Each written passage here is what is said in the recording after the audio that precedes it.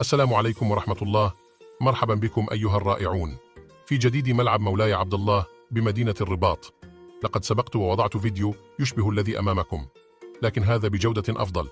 إذا الأشغال تسير بوتيرة سريعة لم يتبقى سوى 30% من الملعب التاريخي الذي شهد مباريات تاريخية للمنتخب المغربي ونادي الجيش الملكي.